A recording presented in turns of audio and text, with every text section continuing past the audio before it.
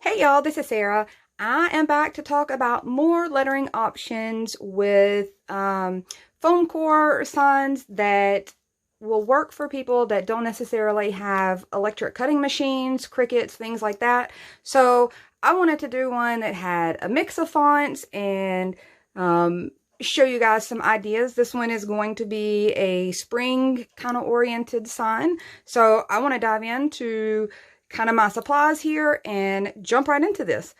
First, you can see I've got several Dollar Tree items. I've got these two different sets of rub-ons. That means that you kind of cut them out and scratch them onto your surface. I've got the Dollar Tree poster board stickers. These are a nice size sticker.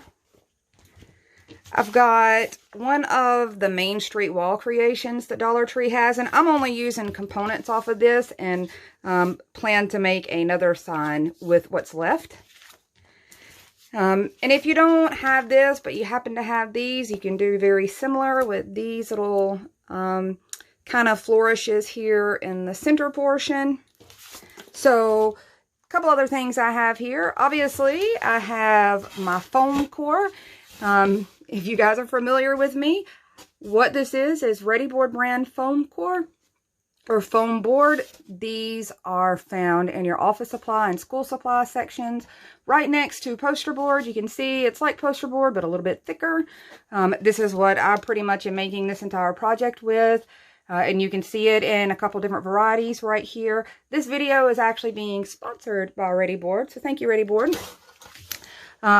So what I was saying about a couple of different types here, you can see I have some that is faux painted already to look like wood, and there are several tutorials up on this channel to get lots of wood tones and variety so you can really customize this look. I do those separately so that I can give a lot of detail on getting this paint finish. You can see I've got a couple foam core black strips. These are just the plain black poster board that I've already jumped in and painted the sides of with the same paints that I used for my faux wood look. And a couple options here. You can either come in with just some 2-inch or 3-inch white strips. I'm just going to be using a white background today. However, I'm actually pulling this piece in. You guys can see it's kind of got a boo-boo here. This is where I was playing with my VGroove tool. If you guys have not seen that video, there is a cool tools video that has this little gadget in it. And what it does is makes a groove kind of in the surface of your foam core sheet. It makes a V-shaped groove, hence the name. And I use this to practice on. You can see that I had tested different widths. I ended up weakening this kind of practice piece to where this end is no good. So I'm going to try to cut this down and use it as my sign. But if you don't have one of these, and they're not necessary, but Hobby Lobby has them for $19.99, I do think it is a really fun tool if you're as addicted to this as I am. But if you don't have that, you can simply just come in and do the same thing. I'm going to flip this over. Cut your foam core down to size. Cut just some separate white strips and come in and stack those out to look kind of like that shiplap. Look, easy for you to say. And just do it this way. Either which way, I'm just trying to use this scrap up. I like the idea of using up pieces that have been sitting on too long. One last thing you notice sitting here beside me is just some kitchen wax paper. This allows me to manipulate my stickers a little easier since we're not using a cutting machine and we don't have transfer paper to work this out for us. This kind of helps do that really easily, and you'll see why. So my first things first, I'm going to go ahead and cut where this kind of has its little weak points where I was testing out the different widths. So this may be the #1 thing that I get on the group page for Peppermint Cactus all the time is cutting.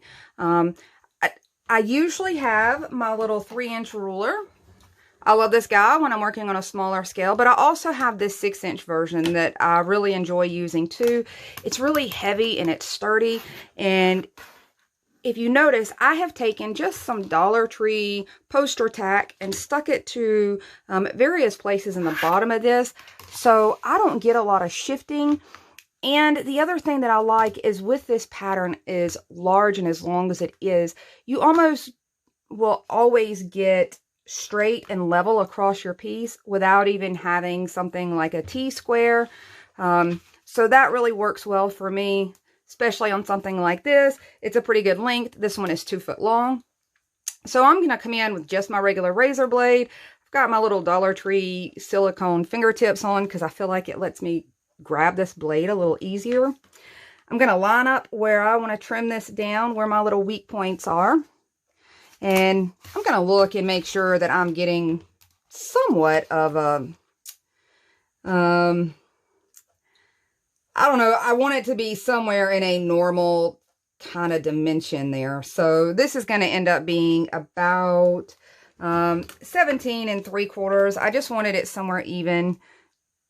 It'll make it a little simpler when I go to build my frame around this little scrap piece. But you can do it any size you want to. This should still work out for me at this 17 3/4. And give me a minute and I'll tell you what the other measurement is.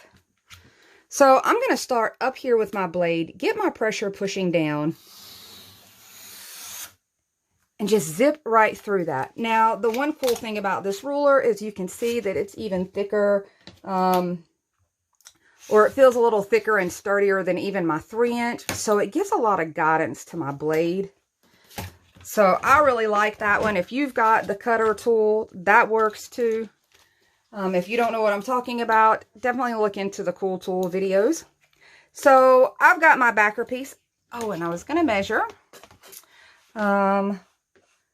So this one is 15 3/4 by 17 3/4. Close enough for me. I can at least cut my frame down that way. So I want to talk about the frame on this. I'm not going to attach it yet, but I did want to tell you why I chose to have these black strips. And you could do this with the white strips if you've seen me bulk up a frame before. I wanted to bulk these without a whole lot of extra work. So I chose the black so that when I stack and glue these, if anything shows through, it's going to be black. I went ahead and painted the sides the same color as I did my faux wood strips. That's in the tutorials, and it's also in the framing and edging videos. But I did it that way so I didn't have to worry about white at all. I didn't have to worry about coming in and covering those edges really well. You can kind of see the brown paint against the black. But it allows me to really kind of beef up this 1-inch strip.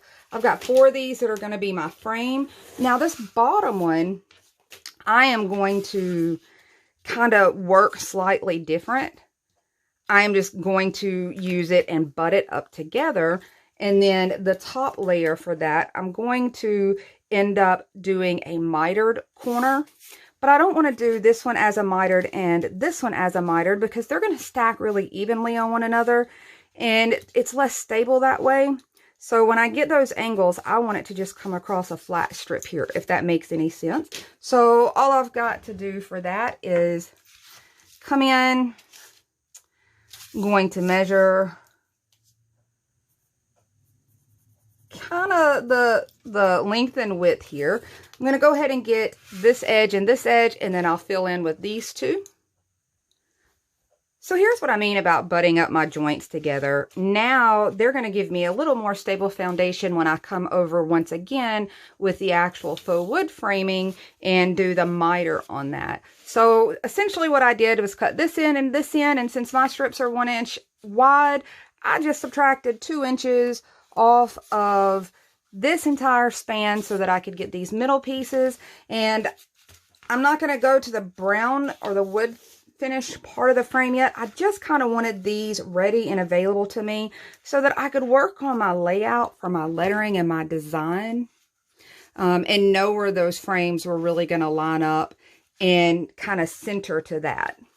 So here's where I stand at this point. I'm going to go ahead and bring my letters in. And I told you that my sign is going to be a spring market sign. The idea of this really is to get you thinking about mixing your fonts even with stickers, even with rub-ons. I'm using this whole collection here and try to get a cohesive look. So I'm going to start grabbing out my pieces, and you'll see now, this is why I say that your wax paper is so super helpful, because these are all stuck down and you really don't want to try to stick them down and then peel them back up and move them around. You can always use the ruler method, but I like this method because I can do all of my letters and words at one time and slide them around until I like the look. So I have cut out this from the rub-ons that I'm going to pop up here. I've got, oops, I knocked one of my letters off. This organic, and a few more words that I decided to pop out because I felt like they said spring to me. And I keep dropping letters here, guys. You want to be really careful though. Once you peel it off of that wax paper backing with these rub-ons, it can come off right on your finger, and then you can't reapply it like you would a sticker. So this is kind of where I'm going. And if you like the black frame, you could totally do that. Got all these pieces. I want to give you a tip or two about cutting these out. So in order to not have to move my entire word around in every single letter individually, I have simply popped these all down on just a piece of tape, and I can still get to the rub-on and pop this off of there when I'm ready to rub it on. But now I can move this around a little more freely, kind of get my spacing. It's just a little side tip. Since these won't stick to the wax paper like your regular stickers would, I want to show you another thing that I did. When I said I removed a component from here, I removed these little flourish pieces, and I've got them stuck to some wax paper, and they were simply part of this big sticker, just like that. So I took a craft knife and very gently kind of cut across and got just those individual pieces. You could use any of these pieces if you really wanted to, just to dress this up. And don't forget, you can also use these rub-ons, though they're a little bit smaller, and if you look closely, none of them actually match to one another perfectly. They're close, but all of them are slightly different. These worked out. They were pretty close. They're a little bit different in size, but it's not super noticeable. It gives me a couple of options here, and I wanted to show you a couple of options before I settle on what my final design is going to look like. So, oops, I've lost my letter I again.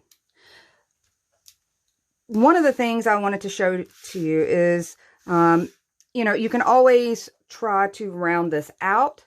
You can take a plate, trace a line, use that as kind of your guide for your arch.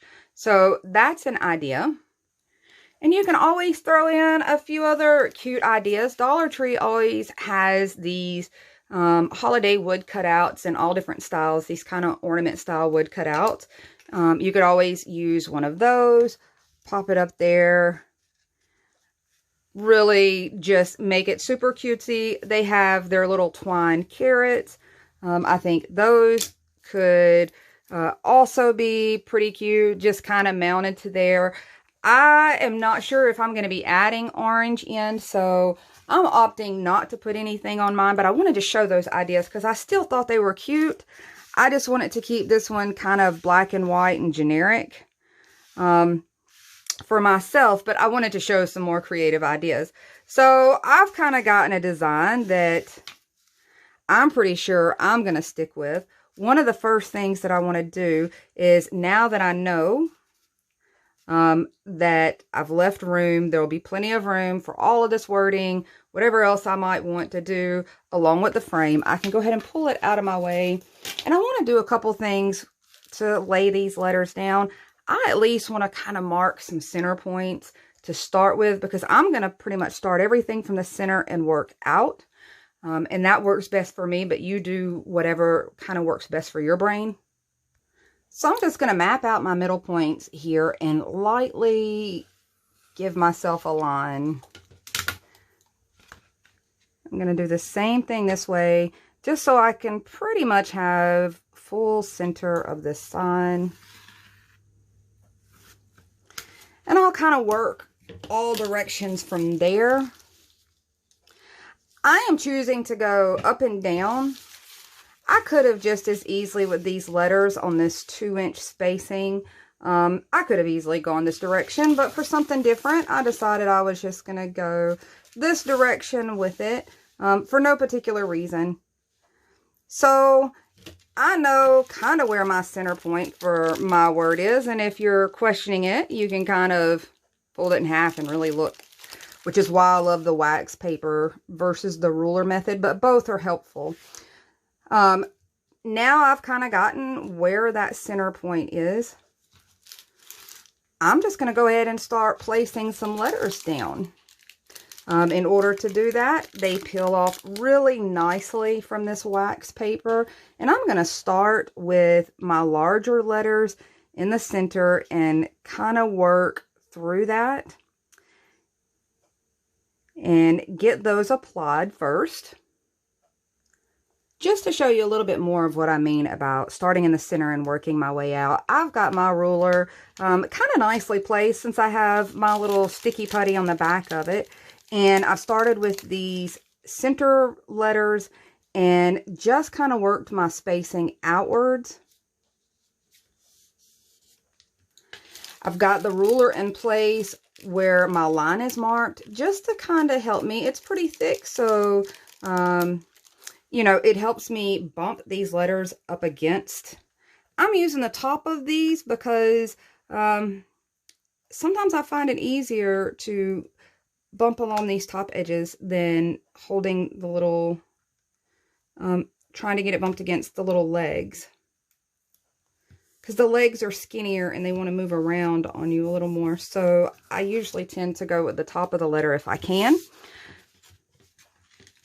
Now I'm just going to move my ruler and hit that center point again, and I can come in with my spring part and decide how much spacing I want for it. And I'm still kind of using that light center line that I sketched in. So I feel like this is a pretty good spot for it. And I can go either way. I can set this up to go from the bottom, go from the top. I'm going to look and see. Right about here is where my little center is going to fall. See, who needs transfer paper? So I'm aligning this eye along this light center line so that I know that I'm going super straight across here.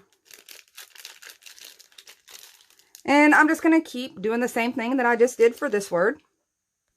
This was another example I wanted to show you. I find it much easier to align with this flat portion of this R than try to align with these little legs that want to go every which way on me when I hold it and grab them. Same thing with like the letter P. It is much easier to me to find the longest edge to align with, which allows me to just bump right up against there. And instead of just this little small leg and these little side pieces. I have these guys all placed down, and I wanted to tell you that you can use your wax paper as many times as you can actually keep up with it. So my next step is I'm just going to come in with a popsicle stick and really get these letters pressed down. I don't really want to use a whole lot more than just the flexible wood of a popsicle stick, because foam, obviously we know when we do the faux wood look that you can damage the surface in order to get that visual depth. So this can really gouge into your surface if you're not careful when you're rubbing those down. I feel like those are pretty secure, and I'm just going to keep moving on. I'm going to work my way up to the rub-ons, and I'm going to do them basically the same way, which is what makes this so handy to have these particular ones stuck to just a strip of regular packing, clear Scotch tape type tape. That way I can really move them around and find their center points and kind of know where I need to align these since each one is so individual. So I'm going to go ahead and start peeling these off. I'm going to find my alignment here. And it looks like probably about, I'm going up maybe 1.25 inches from the top of those letters and starting a little spot here. And I'm going to put another little thin line for myself, because this one I actually need the line. I can't really line these with the ruler very well and still access them in order to scratch them on. And I am just eyeballing kind of that center. And it looks like it's right about the middle of my A. So that tells me I'm going to peel off my little letter A and drop it down on this line. And using my popsicle stick, I'm just going to come in. And I don't want to scrape too hard because, once again, you don't want to dent your surface or dent your letters in. And these really don't take that much, but I do have these little metal tools that I like for this because I can do it really precise, and I know to stay really gentle. But a popsicle stick works fine too. And you'll see how nicely these go on, just like a printed word. So we're going to do the same thing here. We're just going to move outwards for all of these letters the same way I did with the stickers. Now that I have my placement on that one, I'm going to come in and do the same thing here. I pretty much know that my letter C is going to be my center point. I have come up about, probably about 1/4 inch, and went ahead and popped the little line there in place. And depending on how nicely you can cut these, you can place several back to back to go ahead and rub them on. But if you didn't get them cut super close, it's a little harder to do that. I feel like these are close enough. I wanted to mention, this is the little tool I was talking about, the metal one that I like. I know to be super cautious when I use this because I don't want to dent and leave marks. But this one gives me really good precision to just go over those letters. And I am using just the lightest of touch so that I don't get any texture to those letters. I'm just able to go right over that surface instead of having to do the entire piece. The cool thing about this one is, since I have, my nails are thick and I can't lift these little papers up usually, that allows me to get them up without gouging down into my foam core. And there you go. I'll continue to do that word. Now that I have those words applied, I'm going to go ahead and come down here and kind of decide where I want my next lettering, my extra words and things. And I have fruit, flowers, and honey as my kind of spring theme words.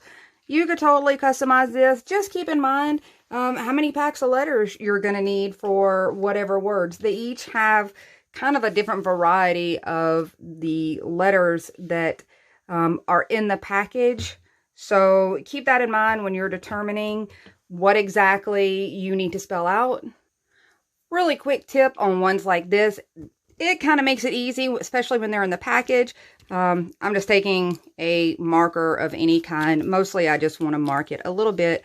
But let's just say that you wanted to make sure you had everything. You just go and kind of mark it all out before you get to cutting everything out. You can just kind of mark it out and know that you have enough letters for everything. You can kind of see what's there. But keep that in mind as you're looking and picking out your letters and your fonts. So I think this is a pretty good placement for this. I'm going to come in, do the same thing I've been doing. Get myself a line started so that I can align all of these guys. And the same thing, my longest word on this one, these two words were pretty close to the same size.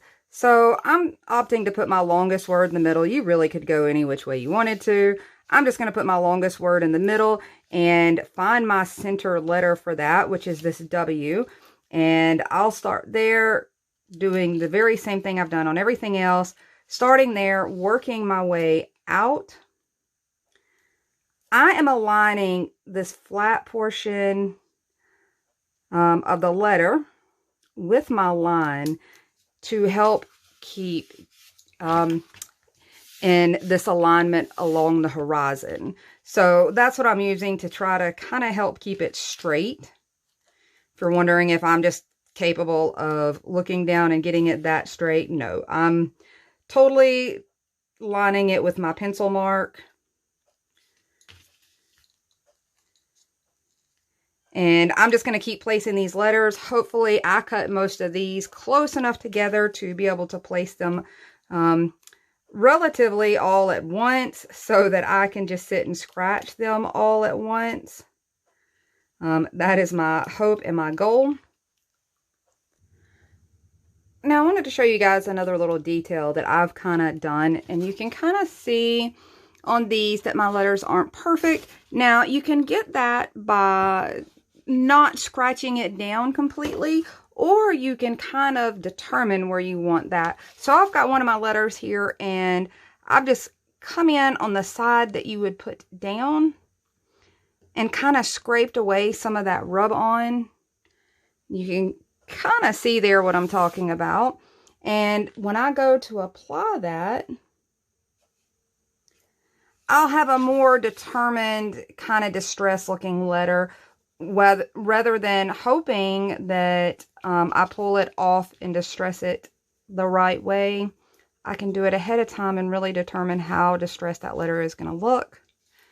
If you can kind of see there what I'm talking about. I wanted to show that little trick on here. Not for all of my letters. I didn't want it to be too difficult to read, but I did want it to kind of look a little aged and maybe a little less perfect. And you don't have to do much to scratch that off. They're already pretty sensitive to touch to begin with. And I'm struggling to pick this puppy up. And now I can pretty much control the look of how that ages. If you've watched some of the other non-Cricut sign idea videos from this, you've seen some other ways to kind of customize these letters. I wanted to throw that to you. We can always do the same thing to these letters here, as far as adding kind of this aged and distressed look. So I have just some Waverly white chalk paint poured here in a bowl and a really cheap bristly brush. It's actually wonderfully terrible, if that makes any sense. I'm dipping just a little bit of that in the paint, and I'm going to tap some of that off. I wanted to get a little coverage on my bristles. And you can come in and just kind of tap that in place. Hit along those edges. You can see just a little bit on this one. I'm not going to go as far as I did with the last one that I altered the letters with, but I do want a little bit something other than just the kind of flat black look. So I'm just going to strategically, the great thing about doing it this way is that the paint's white, your back piece is white. If you accidentally get it off the edge of your letter, it's really not very noticeable, but these letters are pretty large. It makes it pretty easy to tap a little bit of this on there. You can take it as far as you really want to. I like to hit along those edges where it kind of looks like the edge itself is broken down or been sanded off. And you could dry brush this really the same way. You can kind of see it takes away from that edge. If you get a little overage, just try to wipe that up a little bit. That's why I'm using a smaller version than I usually would use on something like this, so I could be a little more precise. And that changes just a little bit of kind of that letter, that straight up sticker letter look. So my last part of kind of sprucing up my sign and really giving it some detail, even though I'm not using a machine for this, is just taking these little individual pieces that I used my craft knife to cut out, and I'm going to pop them down somewhere on here. You could easily do up here. I'm thinking I'm just going to go with this right here. I can still kind of see my little center line across here. And that allows me to get this pretty close to centered on that spring market portion. I'll pop those in place. These have a clear backer, and if you sit and rub them down well enough, now I did trim mine really close, but if you rub them down well enough, that clearness eventually kind of adheres really well, and you don't really see that clear backer. So that's everywhere that I'm adding letters, that I'm adding details. You could always add the rest of these little pieces, add your little Dollar Tree pieces. I'm going to come in with this Dollar Tree adhesive eraser, and I love this for my foam core because it doesn't smudge and smear. I can get those pencil marks off. I can get, sometimes I can get fingerprints off with this. If I have smudged fingerprints on here with just the oils in my hands, this helps quite a bit. Every now and then, if I've got a small enough paint fingerprint, I can usually erase it with this, and it doesn't dig into the paper. I don't know if you ever notice some erasers, the more you erase with it, the more it starts digging into that paper and pulling kind of those top layers of your paper off. This doesn't really do that. So it kind of is my preference when wanting to clean up one of my projects. And I'm just going through erasing all the little lines that I've put in. I no longer need any of that guidance. And you can see it takes it off really nicely and leaves me a nice crisp white surface again. So now we can jump into doing the framing. I can go ahead and get my black pieces, my little bulking pieces to my frame attached, and then trim it down to attach my actual wood surface frame. Here's where we get to the actual wood frame surface, and I'm going to try to zoom through this because there are tutorials on this channel about how to do framing and getting a lot more detail on your miter cut. But in order to cut your length and your width to do your mitering cut, you do not add anything to the length or the width. You are wanting to go with the exact length of your project and the exact height. If you can see that, these run completely end to end here and completely end to end here. Now that we have that, I have 1 inch wide strips. I'm going to take my ruler and come over on that strip and mark out 1 inch. That way I have a perfect square. So that gives us kind of our start point to get that nice miter. And I think I actually cut mine a little crooked. Or I marked mine a little crooked. Let me make sure that I didn't mark it crooked, because we want a perfect square. So you want to put your perfect square there. Once you do, you want to go from the very corner of that square to the very corner of that square, which is 90 degrees. And we're on this diagonal here. And just slice right through it. You're going to do the very same thing on the other end, and you want to make sure that this longest point is along the same side. So I'm going to do the very same thing. I'm going to pop over here with my ruler, make my perfect square. My long point is there, so I want to make sure that the other long point is up here. I'm going to come across on this diagonal. Especially with this, I like to start my blade up high because I want this clean cut. Now that I have all of my framing pieces cut out, I've got the edges painted up nicely so I don't have any white showing through.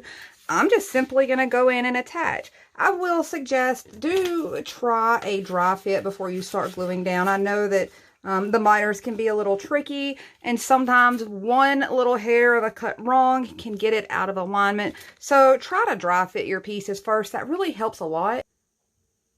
I want you to see here, this is why I did the butted joint right here before I did this one. Had we done both of these the same, you pretty much would have been just kind of locking those in place and having a little bit more wiggle room rather than to overlap that way. So our next step is to just go ahead and glue down our framing pieces, get them all aligned, and do our edges. You can see I'm ready to pop glue on this very last frame edge.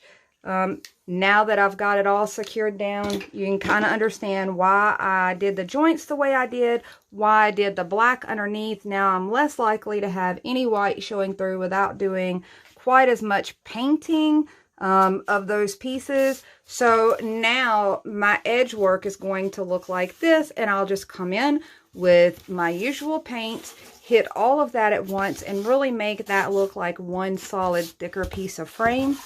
And there you go, guys.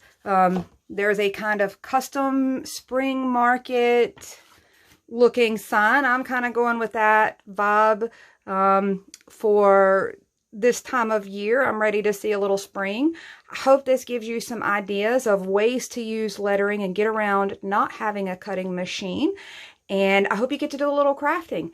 That's all I got, guys.